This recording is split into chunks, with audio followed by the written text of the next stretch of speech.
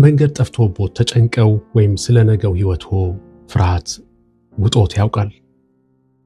የስነ ልቦና ጥናቶች እንደሚያሳዩት ለዚህ የአእምሮ መረበሽ ፍቱን መድኃኒቱ በሶስት ቃላት ውስጥ ይገኛል። ራዕይ፣ ግብ እና እቅድ። ራዕይን እንደ መድረሻው፣ ግብን በመንገድ ላይ እንዳሉ የርቀት ጠቋሚ ምልክቶች፣ እቅድን ደግሞ እንደ ዕለታዊ የጉዞ ካርታው አድርገው ያስቧቸው።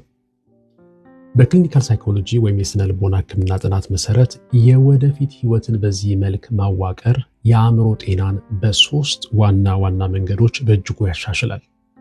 አንደኛ፣ ጭንቀትን ይቀንሳል።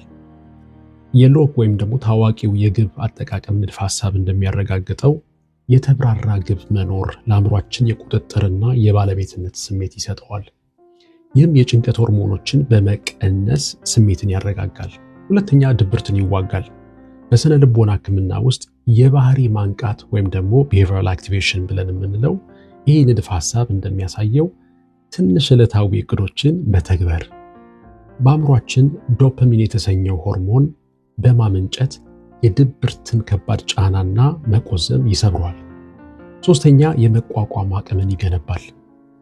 የስናይደር ወይም ደግሞ ይሄ የተስፋ ንድፈ ሐሳብ እንደሚገልጸው ግልጽ የሆነ ራዕይ በአእምሯችን ውስጥ የተስፋ መንገዶችን ይፈጥራል።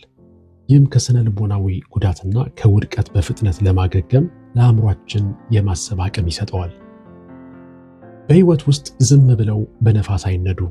ራዕይዎን ይለዩ፣ ግቦችን ያስቀምጡ እና እቅዶችን ይንደፉ። የአእምሮ ጤናው በዚህ ላይ የተመሰረተ ነው።